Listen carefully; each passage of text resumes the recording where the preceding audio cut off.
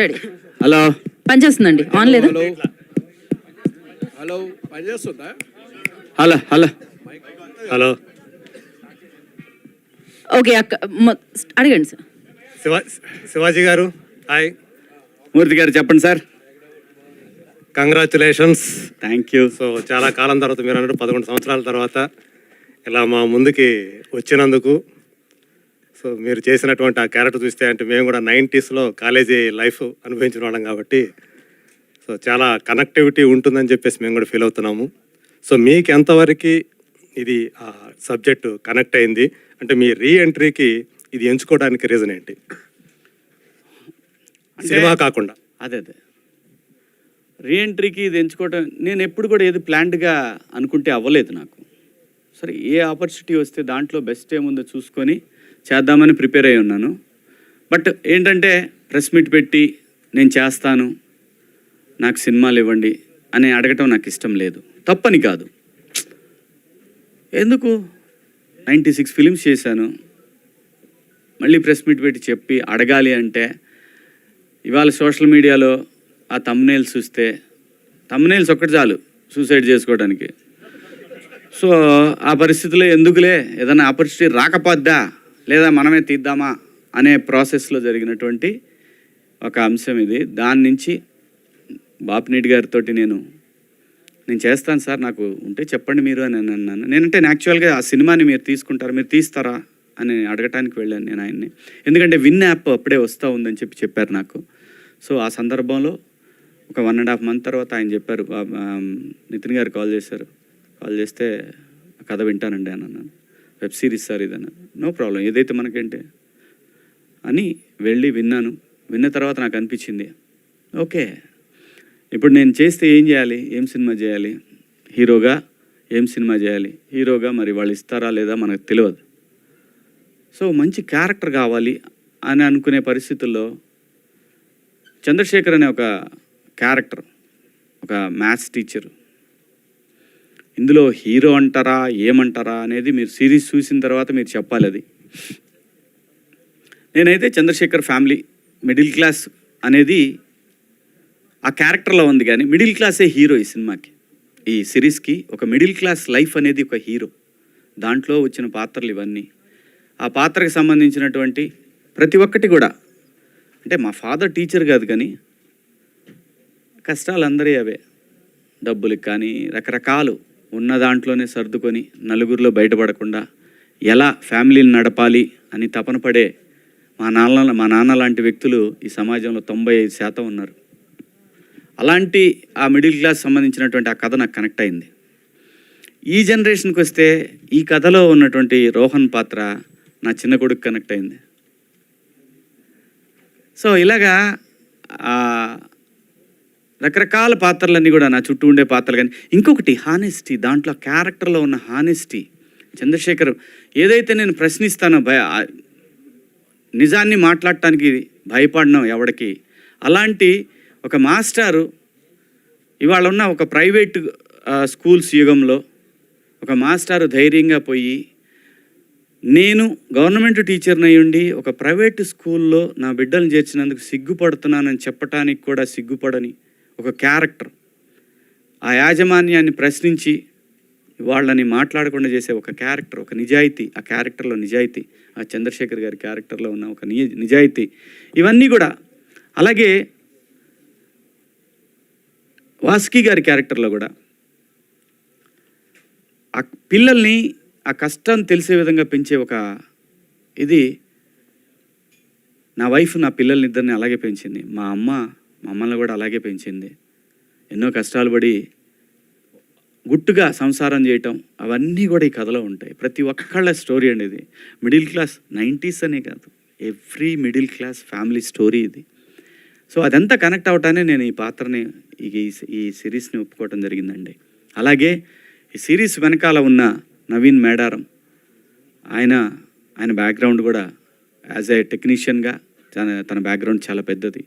తను కథ ఒప్పుకొని ఒక సాటి ఇంకో డైరెక్టర్కి కథ ఇవ్వటం అనేది, అది ఆ ప్రొడక్షన్ తను చేస్తూ ఉండటం అనేది అది గొప్ప విషయం. ఇతని కథని నమ్మి ఈటీవీ విన్ వాళ్ళు చేయటం అనేది డెఫినెట్గా ఇతను కొత్త కుర్రాడు, ఇతనికి ఇవ్వటం అనేది వాళ్ళనే యాక్సెప్ట్ చేయించాడంటే వీడి దగ్గర ఏదో మ్యాటర్ ఉంది విందామనని ఖచ్చితంగా విని నిజం ఇది చేయాలి అని అనుకుని ఫిక్స్ అయి చేసిందండి మూర్తి గారు ఇది. వాసుకి గారు ఒక్క నిమిషం లక్ష్మి. వాసుకి గారు మీకు సో ఇందాక శివాజీ గారు చెప్పారు బాలచంద్ర గారి స్కూల్ నుంచి వచ్చారని. సో బాలచంద్ర గారి సినిమాలంటే మనకు తెలుసు. సో అన్నీ కూడా ఆయన ఎక్కువగా 95% మిడిల్ క్లాస్ కథలేవా అన్నీ కూడా. సో మీరు ఎలా ఈ కథకి రిలేట్ అయ్యారు? మీ నిజ జీవితానికి ఇందులో ఉన్న కథకి ఏమన్నా రిలేషన్ ఏమైనా ఉందా అనిపించిందా మీకు? రిలేషన్ కాదండి, నేను వచ్చిందే మిడిల్ క్లాస్లోంచే. ఈ స్క్రిప్ట్లో జరిగే ప్రతి సిట్యువేషన్ నా లైఫ్లో జరిగి ఉంది. ఈ స్క్రిప్ట్లో నేను మదర్ రోల్ ప్లే చేశాను, కానీ నేను మాట్లాడిన ప్రతి డైలాగ్, ప్రతి సెంటెన్స్ మా అమ్మ నాకు చెప్పింది. సో నేను కనెక్ట్ అవ్వాల్సిన అవసరం లేదు. నాకు ఎట్లా అంటే ఒక రివైండ్ లాగా అయిపోయింది. కనెక్ట్ కాదు, it's just nostalgic rewind of the entire incidents in my life. మేము ఉన్నది అయితే ప్రాపర్ చెన్నై మిడిల్ క్లాస్ పీపులే. Dad is a reserve bank employee, mom was a school teacher. మేము ఇంట్లో వస్తే చదివితే నీకు భవిష్యత్తు, లేకపోతే నువ్వు ఇల్లు తుడుస్తావు, తడి బట్ట పెడతావు, ఇలాంటిదే మేము ఇది విని నేను యాక్చువల్లీ పెరిగిన ఒక పర్సన్ నేను. సో నాకు కనెక్షన్ అనేది కాదు. ఆదిత్య చెప్పేటప్పుడు ఈయన ఎక్కడైనా నా స్టోరీని ఎక్కడైనా వికీపీడియాలో ఏదైనా చదివేసాడా అన్నట్టు నాకు అనిపించే అంత డౌట్ వచ్చేసింది, because it was that close to my life. So that's why I said middle class లైఫ్లో ఉన్న ఒక స్వీట్నెస్, ఒక రకమైన లైక్ ఇట్స్ అ వెరీ అది మనం ఎక్స్ప్లెయిన్ చేయలేము, but it's just an amazing experience middle క్లాస్ది. ఎందుకంటే డబ్బులు లేనప్పుడు కూడా హ్యాపీగా ఉండడం అనేది ఆ లైఫ్లో ఉంటుంది. వైఫై వద్దు, ఫోన్ వద్దు, టీవీ వద్దు, ఏది లేకపోయినా కూడా అప్పుడు ఆ టైంలో ఫైట్స్ జరుగుతాయి, కానీ next day that fight becomes a joke. So that sweetness is only there with middle class. So I miss it. Actually, I miss it. So I felt so connected. అది ఒక మెయిన్ రీజన్ నేను ఇది చేయడానికి, నాకు నచ్చి నేను చేసిన ఒక స్క్రిప్ట్ ఇది. So and Aditya's detailing is amazing. Shivaji గారు, అంటే గతంలో మీరు కొద్దిగా పొలిటికల్గా కానీ అన్ని రకాలు బాగానే ఉండేవారు, చేసేవారు, అంటే మీ వాయిస్ కూడా బాగా వినిపించేవారు. అలాంటిది ఎందుకు సైలెంట్ అయిపోయారు? అంటే మీకు ఒక ఫ్యాన్ బేస్, అంటే మీరు మాట్లాడేది కూడా సొసైటీ పరంగా మాట్లాడేవారు, ఆ విషయాలపైన కూడా చాలామంది అభిమానులకి ఉండేవారు కదా. అలాంటి శివాజీ ఇప్పుడు పాలిటిక్స్ నుంచి ఎందుకు డైవర్ట్ అయిపోతున్నాడు? అదే నేను చెప్తున్నాను. ఇక్కడ ఏమైపోద్దంటే ఎవరు కూడా నేను పాలిటిక్స్లో ఉన్నానా, ప్రజల గురించి మాట్లాడుతున్నానా, పాలిటిక్స్లో ఉంటే చుట్టూ ఉన్న పార్టీల్లో ఏదో ఒక పార్టీలని తిడుతూ, రాజకీయ అవతల పార్టీని తిడుతూ ఉండాలి. నేను ప్రజల గురించి, ప్రజల సమస్యల గురించే మాట్లాడాను మొదటి నుంచి. ఎస్, నేను బీజేపీలో జాయిన్ అయినమాట వాస్తవం. ఆ తర్వాత వాళ్ళ ప్రామిస్ని ఎప్పుడైతే పక్క పెట్టేశారో ఆ తర్వాత బయటకు వచ్చి నేనే రాజకీయ పార్టీలో లేను. ప్రజల సమస్యల గురించి, ప్రజల అవసరాలు, ముఖ్యంగా యూత్కి సంబంధించి నేను ప్రత్యేక హోదా అనే అంశాన్ని నేను తీసుకున్నాను. దానికి లీడర్షిప్ చాలా అవసరం. లీడర్స్ కరెక్ట్గా ఉంటే, నిజంగా సింపుల్గా చెప్పాలంటే ఈ రోజున మనకి రావాల్సినటువంటి ఏదైతే ఇన్ఫ్రాస్ట్రక్చర్ ఉందో అది మొత్తం, ఆ సొమ్మంతా ఈ తరానికి చెందాల్సినటువంటి ఇన్ఫ్రాస్ట్రక్చర్ ఏదైతే ఉందో అది ఎనీథింగ్ ఇన్ఫ్రాస్ట్రక్చర్ అంటే వాటర్ కావచ్చు, అంటే క్లీన్ వాటర్ కావచ్చు, హెల్త్ కేర్ కావచ్చు, లేదు రోడ్స్ కావచ్చు, మనకు రావాల్సిన క్లీన్ పవర్ కావచ్చు, ఎవ్రీథింగ్ ప్రజలకు సంబంధించిన ఏదైతే ఇన్ఫ్రాస్ట్రక్చర్ ఆస్తి మొత్తం కూడా రాజకీయ నాయకుల జేబుల్లోకి వెళ్తూ ఉంది. ప్రజల్లో ప్రశ్నించే తత్వం కోల్పోయింది.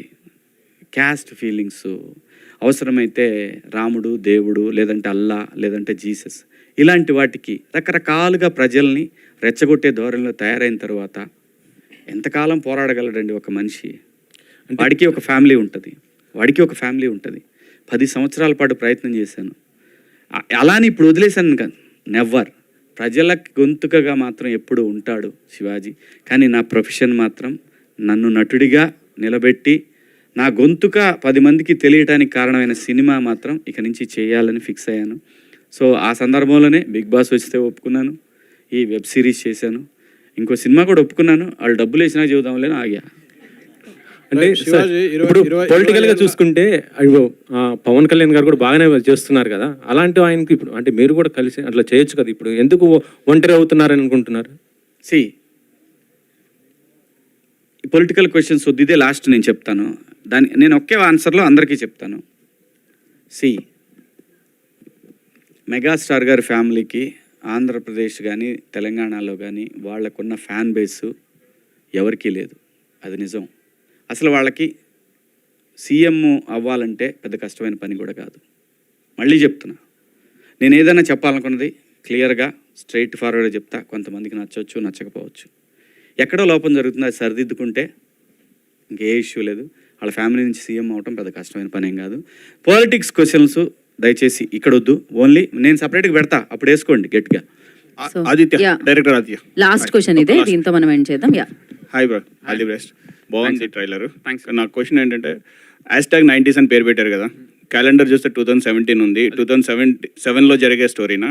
2007లో జరుగుతుందండి. బేసిక్గా 90s అంటే 90s లో పుట్టిన కిడ్స్ అని చెప్పేసి అంతే. అండ్ మీ పేరు వెనకాలైన హాసన్కి ఏదైనా పేరు ఉందా? నార్మల్గా జస్ట్ నార్మల్, నాకు కమల్ హాసన్ ఫ్యాన్.